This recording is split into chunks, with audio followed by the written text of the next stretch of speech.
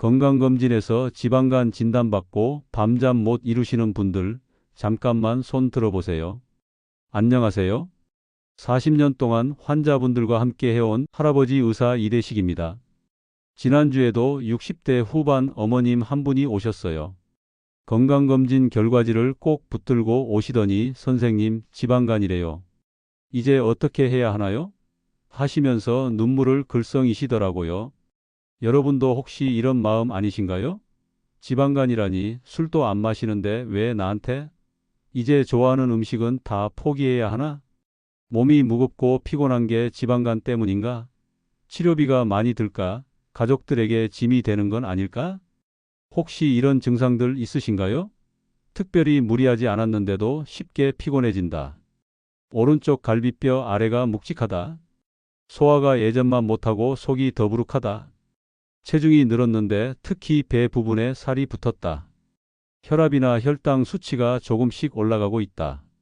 이 중에 3개 이상 해당되신다면 오늘 제가 드리는 말씀을 꼭 끝까지 들어보세요.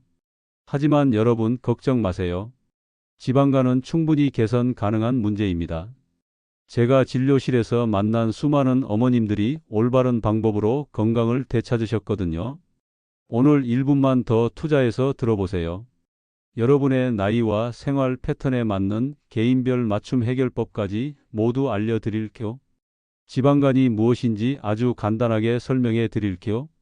우리 간을 깨끗하고 매끄러운 스펀지라고 생각해 보세요. 지방간은 이 스펀지에 기름이 스며든 상태예요. 행주에 기름기가 끼면 물을 잘 흡수하지 못하는 것처럼 간에 지방이 끼면 간이 원래 해야 할 일들을 제대로 못하게 되는 거죠. 제가 30년간 환자들을 보면서 특히 발견한 것이 있어요. 50대 이후 여성분들에게 지방간이 유독 많이 나타나더라는 점입니다. 왜 그럴까요? 바로 에스트로겐이라는 여성 호르몬 때문이에요. 젊을 때는 이 호르몬이 간 보디가드 역할을 했어요. 하지만 폐경이 되면서 이 보디가드가 급격히 줄어들어요. 그 결과 배 주변에 살이 더 잘 붙고 혈당 조절이 어려워지고 콜레스테롤 수치가 올라가게 됩니다. 최근 2024년 대한간학회에서 발표한 연구 결과를 보면 우리나라 60대 여성 3명 중 1명이 지방간을 가지고 있어요. 그리고 2023년 국제연구에서는 올바른 생활 습관 개선만으로도 6개월 안에 지방간 수치를 30에서 40% 개선할 수 있다는 것이 증명되었습니다. 지방간을 그냥 두면 어떻게 될까요? 처음에는 단순 지방간이지만 시간이 지나면서 지방간염, 간섬유화, 간경화로 진행될 수 있어요. 하지만 다행히 1단계에서는 완전히 되돌릴 수 있습니다. 같은 지방간이라도 생기는 원인과 패턴이 달라요. 오늘은 여러분의 지방간을 4가지 타입으로 나누어 각자에게 맞는 해결책을 찾아 드리겠습니다. 먼저 A타입, 폐경 호르몬형입니다. 50세 전후로 폐경을 맞으셨고 젊을 때는 날씬했는데 배 주변에만 살이 붙으셨다면 A타입이에요. 갑자기 체중이 5kg 이상 늘었고 안면 홍조나 식은땀 같은 갱년기 증상이 있으셨죠. A타입의 가장 큰 원인은 에스트로겐 급감입니다. A타입 분들은 호르몬 밸런스를 맞추는 방법이 특히 효과적이에요. B타입은 스트레스 과로형입니다. 자녀들 뒷바라지, 손자 육아로 바쁘시고 시부모님이나 부모님을 돌보고 계신가요? 식사를 거르거나 불규칙하게 하고 밤늦게 자고 일찍 일어나시죠. 달달한 것이나 밀가루 음식을 자주 찾으신다면 B타입입니다. B타입의 주범은 만성 스트레스와 코르티솔 호르몬이에요. 스트레스 해소와 규칙적인 생활 리듬 만들기가 핵심입니다. C타입, 운동 부족 근감소형이에요. 일상적인 운동을 거의 안 하시고 계단 오르기가 예전보다 힘들어지셨나요? 근육량이 줄어서 팔다리가 가늘어지고 TV 보는 시간이 하루 3시간 이상이시라면 C타입입니다. C타입은 근육량 감소와 기초 대사율 저하가 주원인이에요. 점진적인 근력 운동과 기초 대사량 늘리기가 가장 중요합니다. 마지막으로 D타입, 복합 대사질환형입니다. 당뇨병이나 당뇨 전 단계 진단을 받으셨고 고혈압 약을 복용하고 계신가요? 콜레스테롤 수치가 높고 복용하는 약이 3가지 이상이시라면 D타입입니다. D타입은 대사증후군이 동반된 가장 복합적인 형태로 통합적인 대사 개선 프로그램이 필수예요. 여러분은 어떤 타입이셨나요? 한 가지 타입에만 해당하는 분도 있고 2가지가 섞인 분도 계실 거예요. 중요한 건 여러분의 타입을 정확히 아는 것입니다. 오늘은 63세 송미숙 어머님의 실제 이야기를 들려드릴게요. 2021년 9월 송미숙님께서 처음 제 진료실에 오셨을 때 건강검진 결과지를 꼭 붙들고 계시더니 선생님, 지방간이래요. 수치가 정상의 2.5배나 되고 이제 어떻게 해야 하나요? 라고 하셨어요. 송미숙님의 걱정은 이런 것들이었어요. 딸한테 말해야 하나? 또 걱정시키게 되네. 치료비가 많이 들까? 남편 수입만으로도 빠듯한데. 이 나이에 병원 신세 더 져야 하나? 가족들한테 짐 되는 건 아닐까? 첫 상담에서 제가 송미숙님께 말씀드린 건 이거였어요. 송미숙님, 3개월 안에 극적인 변화는 기대하지 마세요. 대신 작은 변화라도 매일 느껴보세요. 3개월 후 첫 번째 검사 결과, 지방간 수치는 80에서 65로 25% 개선되었고, 체중은 2kg 감량, 가장 큰 변화는 오후 피로감이 많이 줄었다는 거였어요. 송미숙님 말씀이 선생님, 숫자로는 크게 줄지 않았는데 몸이 확실히 가벼워진 게 느껴져요 라고 하셨거든요. 6개월 후 검사 결과는 더 놀라웠어요.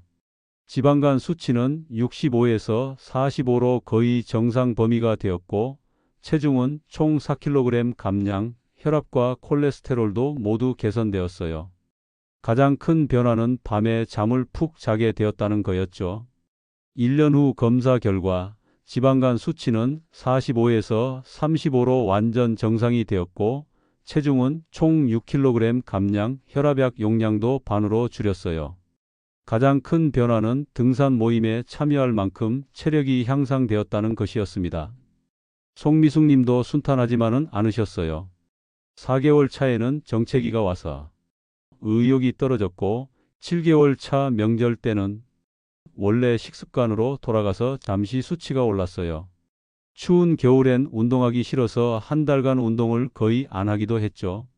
하지만 포기하지 않은 이유를 송미숙님이 이렇게 말씀하셨어요. 선생님이 완벽하지 않아도 된다. 다시 시작하면 된다고 하셨잖아요. 그 말이 큰 힘이 되었어요. 3년이 지난 지금 송미숙님은 지방간 수치를 계속 정상으로 유지하고 계시고 주 3회 운동과 규칙적 식사가 완전히 습관화되었어요. 작년 정기검진 때 송미숙님이 제게 하신 말씀입니다. 선생님, 그때 포기하지 않길 정말 잘했어요.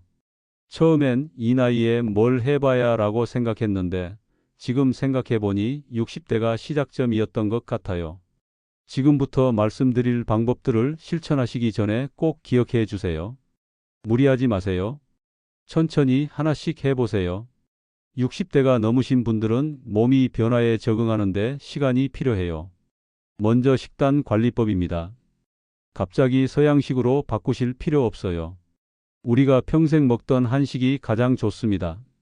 현재 드시던 밥양의 70%만 드세요.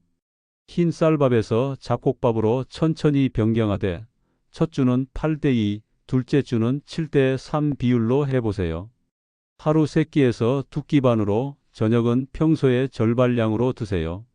국물 요리는 미역국, 된장찌개는 괜찮아요. 우리 몸에 맞는 음식이거든요.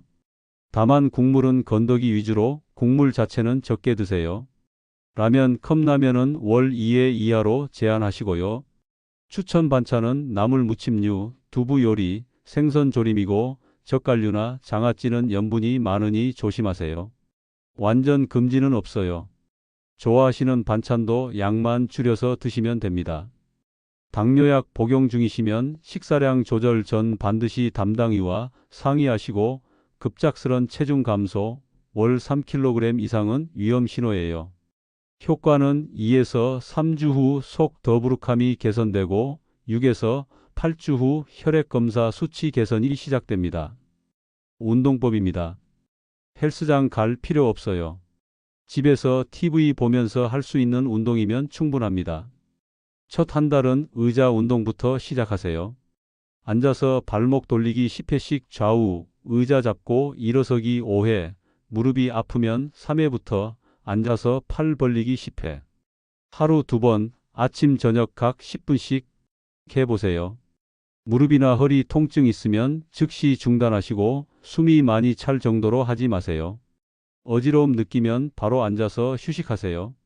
2개월 차부터는 TV 보면서 제자리에서 천천히 걷기, 처음엔 5분, 익숙해지면 10분까지 연장하세요. 주 5회 실시하시고 벽 팔굽혀펴기 10회, 의자 스쿼트 8회 정도 추가하시면 됩니다. 이런 증상 있으면 즉시 중단하고 병원으로 가세요. 가슴 통증이나 답답함, 심한 어지러움이나 메스꺼움, 호흡곤란, 관절에 심한 통증이 있을 때요. 생활 습관 개선에서는 수면 관리가 중요해요. 잠자리 시간은 밤 10시 30분, 기존보다 30분 일찍, 기상 시간은 아침 6시 30분으로 일정하게 유지하세요. 낮잠은 오후 1시에서 2시 20분 이내로 제한하시고요. 침실 온도는 18도에서 20도 유지, 취침 1시간 전 스마트폰 끄기, 따뜻한 우유나 캐모마일 차 한 잔 드시면 도움이 됩니다. 스트레스 관리로는 하루 3번 각 5분씩 심호흡, 집 앞 10분 걷기, 하루 30분 좋아하는 일하기 정도면 충분해요. 오른쪽 갈비뼈 아래 심한 통증, 황달 증상, 복부 팽만감과 호흡곤란, 원인 모를 체중 급감 월 5kg 이상 있으면 즉시 병원 방문하세요. 여러분, 오늘 함께한 시간이 벌써 마무리가 되어 가네요. 제가 마지막으로 꼭 전해드리고 싶은 말씀이 있어요. 건강관리는 마라톤입니다. 단거리 달리기가 아니에요. 지방간 진단을 받으셨다고 해서 인생이 끝난 게 아닙니다. 오히려 지금이야말로 더 건강하고 활기찬 노년을 준비할 수 있는 새로운 출발점이에요. 제가 40년간 환자분들을 보면서 확신하게 된 것이 있어요. 60대, 70대에 시작해도 분명히 달라질 수 있다는 것입니다. 그리고 여러분, 절대 혼자라고 생각하지 마세요. 지금 이 방송을 듣고 계신 분들만 해도 수많은 분들이 계세요. 모두 같은 고민을, 같은 걱정을 하고 계신 분들이에요. 부끄러워하지 마세요. 숨기지 마세요. 오히려 이런 정보를 주변 분들과 나누세요. 가장 작은 변화부터 시작하세요. 오늘 밥 한 숟가락 덜 먹기, 계단 한층 더 걸어 올라가기, 10분 더 일찍 잠자리에 들기. 이런 작은 것들이 모여서 3개월 후, 6개월 후 큰 변화를 만들어낼 거예요. 그리고 혼자만의 건강이라고 생각하지 마세요. 여러분이 건강해지는 것은 곧 가족 전체가 건강해지는 일이에요. 여러분의 건강은 여러분만의 것이 아닙니다. 사랑하는 가족 모두의 행복과 연결되어 있어요. 오늘 이런 정보가 조금이라도 도움이 되셨다면 주변에 같은 고민을 하고 계신 분들과 공유해 주세요. 여러분의 작은 나눔이 누군가에게는 큰 용기가 될 수 있거든요. 다음 시간에는 시니어를 위한 혈압관리법에 대해 말씀드릴 예정이에요. 지방간과 함께 고혈압도 걱정이신 분들이 많으시더라고요. 마지막으로 꼭 기억해 주세요. 여러분의 건강이 가장 소중합니다. 여러분이 건강하셔야 사랑하는 가족들도 행복할 수 있어요. 그러니 절대 포기하지 마시고 작은 것부터 차근차근 시작해 보세요. 그럼 다음 시간에 또 만나요. 모두 건강하세요. 건강한 하루, 행복한 하루 되세요.